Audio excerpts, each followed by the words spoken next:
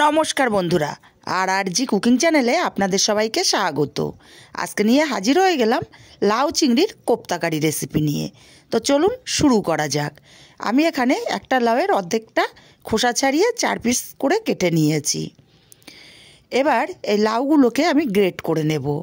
আমি বড় গ্রেটার নিয়েছি, বড় গ্রেটার দিয়ে গ্রেট করে নেব। আপনারা চাইলে এটা বটি দিয়েও কুচিয়ে নিতে পারেন। লাউটা সম্পূর্ণ গ্রেট করে নিয়েছি। এখন একটা পরিষ্কার কাপড় নিয়েছি, কাপড়ের মধ্যে লাউগুলোকে ঢেলে দেব। লাউগুলোকে যতটা সম্ভব নিংড়ে নিংড়ে জলটা বের করে দিতে হবে। আর লাউয়ের যে এক্সট্রা জলটা বেরোবে সেই জলটা আমি ফেলবো না, জলটা আমি পরে ব্যবহার করব। দেখুন, লাউর থেকে চাপ দিলে প্রচুর পরিমাণে জল বেরিয়ে যায়। যতটা সম্ভব আমি জলটা নিংড়ে নিয়েছি। এখন একটা আলাদা পাত্রে লাউটাকে ঢেলে নেব। লাউটা ঢেলে নিয়ে একটা মিক্সচার জার নিয়ে নেব। আর মিক্সচার জারের মধ্যে দিয়ে দেব 300 গ্রাম চিংড়ি মাছ। আমি ভালো করে খোসা ছাড়িয়ে পরিষ্কার করে নিয়েছি। চিংড়ি মাছগুলো দিয়ে এখানে দিয়ে দেব 5-6টা রসুনের কোয়া, আর দিয়ে দেব 5টা কাঁচা লঙ্কা। মিহি করে পেস্ট রেডি করে নেব। মিহি করে পেস্ট করে নিয়ে এখান থেকে আমি অর্ধেকের বেশিটা চিংড়ি মাছ লাউয়ের মধ্যে দিয়ে দিলাম, আর কিছুটা রেখে দিয়েছি, এটা পরে আমার কাজে লাগবে। এবার এর মধ্যে দিয়ে দেব বেশ কিছুটা ধনেপাতা কুচি, 1/2 চামচ হলুদ গুঁড়ো, 1/2 চামচ দেব লঙ্কার গুঁড়ো, ঝাল যে যেমন পছন্দ করেন তেমন দেবেন। আর দেব অল্প একটু গরম মশলার গুঁড়ো। দিয়ে দেব 4 চামচ বেসন। আমার চামচ ছোট, তাই আমি 4 চামচ ব্যবহার করছি। বড় চামচ হলে আপনারা 2 চামচ বেসন দেবেন। সব কিছুকে একসাথে ভালো করে মাখিয়ে নেব। তবে এখন লবণের ব্যবহার করা যাবে না, লবণটা ব্যবহার করলেই সম্পূর্ণ জল ছেড়ে দেবে লাউয়ের থেকে। খুব ভালো করে মাখিয়ে নিয়েছি। এবারে একটা কড়াই গরম করে দিয়ে দেব বেশ কিছুটা তেল। তেলটা গরম হতে থাক। এবার আমি এখানে একটু লবণ দিয়ে দিলাম। লবণটাকে দিয়ে ভালো করে মাখিয়ে নিতে হবে। লবণটা মাখিয়ে কিন্তু রাখা যাবে না, লবণটা মাখিয়েই সাথে সাথে কোপ্তাগুলোকে রেডি করতে হবে। খুব ভালো করে লবণটাকে মাখিয়ে নিলাম। এখন অল্প অল্প নেব, আর হাতের সাহায্যে গোল করে আমি কোপ্তার শেপ দিয়ে নেব। দিয়ে আমি সরাসরি তেলের মধ্যে দিয়ে দেব। এইভাবে এক এক করে কোপ্তা আমি তেলের মধ্যে দিয়ে দেব, আর সব কোপ্তাগুলোই আমি একসাথে দিয়ে দেব। রেখে দিলে জল ছেড়ে পাতলা ব্যাটারে পরিণত হয়ে যাবে। কোপ্তাগুলো দিয়ে দিয়েছি। ভাজা হতে হতে আমি মশলা করে নেব। একটা বাটির মধ্যে 1/2 চামচ হলুদ গুঁড়ো, 1/2 চামচ লঙ্কার গুঁড়ো, 1/2 চামচ দেব জিরের গুঁড়ো, আর 1/2 চামচ ধনে গুঁড়ো, আর দিয়ে দেব 1 চামচ চিনি। অল্প পরিমাণে জল দিয়ে এটা আমি গুলে নেব।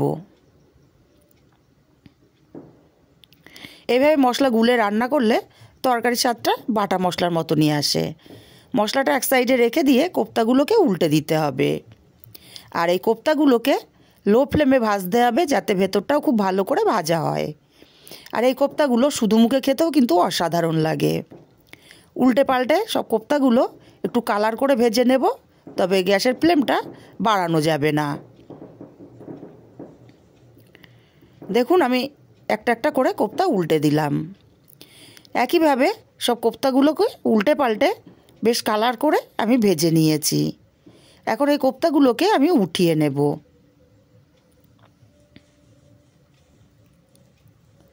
কোপ্তাগুলো সব আমি উঠিয়ে নিয়ে এবার এই তেলের মধ্যেই ফোড়নে দেব একটা শুকনো লঙ্কা, আমি ফাটিয়ে দিলাম। আর দিয়ে দেব একটা তেজপাতা, দেব কিছুটা গোটা জিরে। ফোড়নটাকে কয়েক সেকেন্ড ভেজে নিতে হবে। ফোড়ন থেকে একটা মিষ্টি গন্ধ বেরিয়ে গেছে ভাজার। এখন এখানে দিয়ে দেব বড় সাইজের একটা পেঁয়াজ কুচি। পেঁয়াজ কুচিটা দিয়ে পেঁয়াজ কুচিটাকে হালকা কালার আসা পর্যন্ত ভেজে নিতে হবে। পেঁয়াজটা ভাজতে ভাজতে কালারটা চেঞ্জ হয়ে গেছে, হালকা করে ভেজে নিয়েছি। এবার এখানে দিয়ে দিলাম 1 চামচ পরিমাণে আদা আর রসুনের পেস্ট। আদা রসুনের পেস্টটাকে কষিয়ে নিতে হবে কাঁচা গন্ধ চলে যাওয়া পর্যন্ত। আদা রসুনটাকে কষিয়ে নিয়েছি। এবার এখানে দিয়ে দেব আমি টমেটো কুচি। আমি মিডিয়াম সাইজের একটা টমেটো মিহি করে কুচি করে রেখেছিলাম। অল্প একটু লবণ দিয়ে দিলাম যাতে টমেটোটা তাড়াতাড়ি নরম হয়ে যায়। 1 মিনিট মতো আমি নাড়াচাড়া করে নিয়েছি। টমেটোটা আগের চেয়ে অনেকটাই নরম হয়ে গেছে। এখন যে মশলার পেস্টটা রেডি করেছিলাম সেটা দিয়ে দিলাম। একটু সময় নিয়ে মশলাটাকে কষিয়ে নিতে হবে। মশলাটা কষাতে কষাতে মশলা থেকে সম্পূর্ণ তেলটা আলাদা হতে শুরু করেছে। মশলাটা খুব ভালো করে কষিয়ে নিয়েছি। এখন এখানে যে আমি চিংড়ি মাছের পেস্টটা রেখেছিলাম সেই পেস্টটাকে দিয়ে দিলাম। চিংড়ি মাছের পেস্টটাকে দিয়েও মিনিট 2 কষিয়ে নিতে হবে। এতে করে চিংড়ি মাছের পেস্টটা বেশ ছাড়া ছাড়া হয়ে যাবে। দেখুন চিংড়ি মাছের পেস্টটাকেও কষিয়ে নিয়েছি মিনিট 2। এখন এখানে দিয়ে দেব পরিমাণ মতো জল। তবে আমি প্রথমে লাউয়ের জলটা দিলাম, তারপরে পরিমাণ মতো জল দিয়ে দিলাম। নাড়াচাড়া করে মিশিয়ে দেব।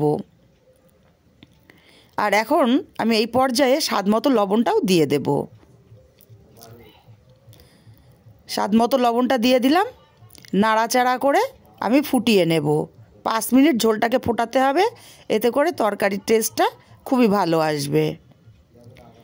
5 মিনিট আমি তরকারিটা ফুটিয়ে নিয়েছি বা ঝোলটা ফুটিয়ে নিয়েছি। এখন এখানে দিয়ে দেব ভেজে রাখা কোপ্তাগুলো। আর কোপ্তাগুলো দিয়ে নাড়াচাড়া করে মিশিয়ে আমি 5 থেকে 7 মিনিট কোপ্তাগুলোকে ফুটিয়ে নেব। এতে করে কোপ্তার ভেতরে সম্পূর্ণ ঝোলটা খুব ভালো মতো ঢুকে যাবে। 5 মিনিট পর কিছুটা ধনেপাতা কুচি দিয়ে দিলাম। আর ধনেপাতা কুচিটাকে দিয়ে নাড়াচাড়া করে আরও মিনিট 3 ফুটিয়ে নেব। 3 মিনিট আমি ঝোলটাকে ফুটিয়ে নিয়ে কিছুটা গরম মশলার গুঁড়ো দিয়ে দিলাম। গরম মশলাটাকে দিয়ে নাড়াচাড়া করে ভালো করে মিশিয়ে নেব। আর ঠান্ডা হলে এতটা ঝোল থাকবে না। আমি আলাদা পাত্রে নামিয়ে নিয়েছি। রেসিপিটা কেমন লাগলো কমেন্ট করে জানাতে ভুলবেন না। ভালো লাগলে একটি লাইক ও কমেন্ট করতে ভুলবেন না।